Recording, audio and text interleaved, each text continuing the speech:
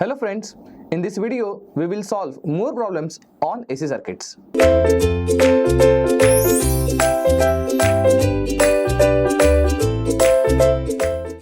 Question number 1 is now appeared on the screen. You have to determine the value of I. So this is quite a complex circuit.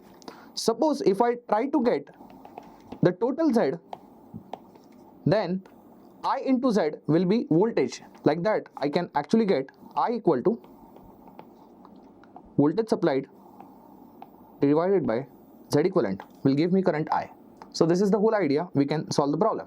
Even though the problem appears to be complex, we can make it easy. For example, as you can see, 6 ohms and 6 ohms is the area of resistor which is connected in delta connection. If we connect them in star, then problem becomes easy. We'll see how. Suppose if I convert this delta to star, it will look like this. We know the fact that when we convert delta to star, and if all delta values of the resistors are equal, then effective star values of the resistor will be R by 3, R by 3 and R by 3. Meaning that if delta is having resistors value as R and R, then effective star will be R by 3, R by 3 and R by 3. In this case, every resistor in star connection will become 2 ohms. Effectively, we can have a new diagram like this. This is minus J4 ohms. This is J4 ohms. And now with respect to this is 2 ohms, 2 ohms. And there is one more resistor, 2 ohms like this. And now our circuit becomes completed. As you can see, this J4 and 2 are in series. Similarly, 2 and minus J4 are also in series. But the effective, they are having parallel connection. It means now I can write Z equivalent like this. I'm sure you can relate with that. It is 2 plus J4 having parallel connection with 2 minus J4, which effectively comes in series with this remaining 2 ohms. Is that right? So now it becomes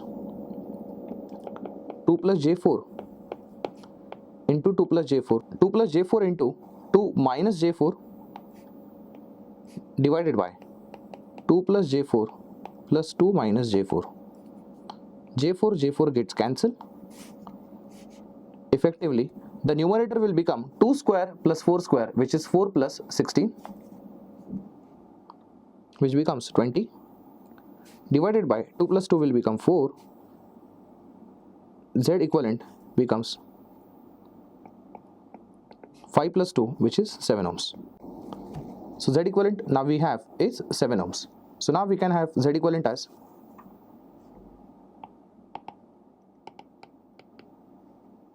in fact, the voltage supplied was 14 at an angle of 0 degree. You can confirm from the problem. It was 14 at an angle of 0 degree, right? Impedance now we have is Z equivalent, which is 7. Current can be taken as V upon Z equivalent, which is 14 at an angle of 0 degree divided by 7 becomes 2 at an angle of 0 degree ampere. This is a final current value. I'm sure you understood this problem. We'll move to the next problem now. In this problem, they are asking you to determine the value of I. This can be easily solved if we go for KCL approach. I can assume this node as Vx and I can have this as a common node. I can take all currents as outgoing. We know the fact that summation of all the outgoing currents is equal to 0. Before we actually apply KCL, we should make sure that every impedance value for every component is given. For example, this 1 ohms is known to me, but 50 microfarad is specified here. We need reactance value for capacitor as well as reactance value for inductor also.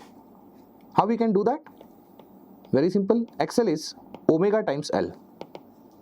Omega is 10Q, which is given operating frequency, multiplied by L value is 20 into 10 to the power minus 3. These two will get cancelled. XL is 20 ohms.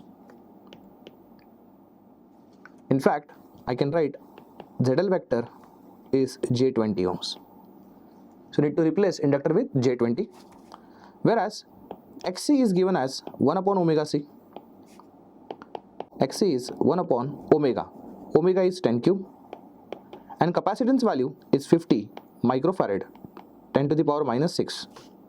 If you solve for Xc, you will get 20 ohms also. Meaning that you can replace capacitor as minus jXc, which is minus j20 ohms. So now we have every impedance value for every component. We can redraw the circuit and we can solve the problem. Now we can apply KCL in this circuit. We'll take first current as Vx minus 20 divided by j20 plus Vx by 1 plus Vx by minus j20. As you can see, minus j20 can be taken as a LCM. So just put negative sign for first term. It becomes minus Vx plus 20 minus j20 times Vx, that is for middle term, and the last term remains as it is, which is Vx. As you can see, Vx gets cancelled here. 20 is equal to j20 times Vx. 20 gets cancelled. It results as Vx equal to 1 at an angle of j, which I can write it as 1 at an angle of minus 90 degree volt. But what we need to calculate is not Vx, but this current I. We can refer I is simply Vx upon 1. So I is simply 1 at an angle of minus 90 degree ampere. This is how we have calculated this current I, which is 1 at an angle of minus 90 degree, or in rectangular form you can write it as minus 1j ampere. It's one and the same thing. I'm sure you understood this problem. Let's move to the next problem now. In this problem, you have to determine VAB, that is voltage across A and B point. So it's a clear indication that you should go for KCL only, right? This current should be taken as incoming. Rest of the currents can be taken as outgoing. So by KCL, now you can write incoming current should be taken as negative. So it becomes minus 5 at an angle of 30 degree plus this current will become VAB upon 5 minus 3j plus this third current will become VAB upon 5 plus 3j, and this whole equal to 0, right? I can transfer minus 5 at an angle of 30 degree to the right hand side. So by cross multiplying VAB 5 plus 3j plus VAB into 5 minus 3j equal to 5 at an angle of 30 degree. I can take in fact this VAB and VAB common. So what remains here is 5 plus 3j. See, when we cross multiplied with 5 minus 3j and 5 plus 3j, we should take denominator as 5 minus 3j into 5 plus 3j, which gets actually multiplied with this 5 at an angle of 30 degree, which we have taken at right hand side. So if you multiply 5 plus 3j into 5 minus 3j, you'll get this as 34.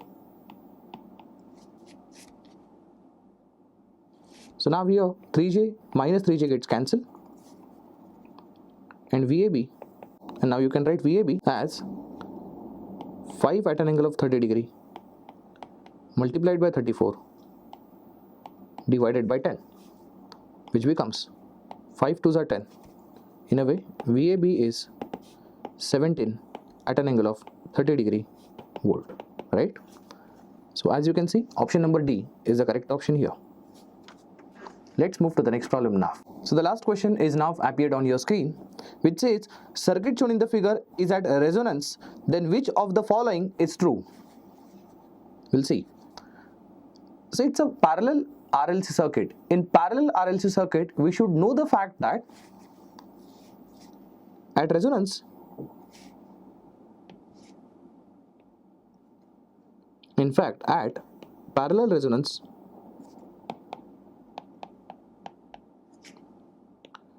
current magnification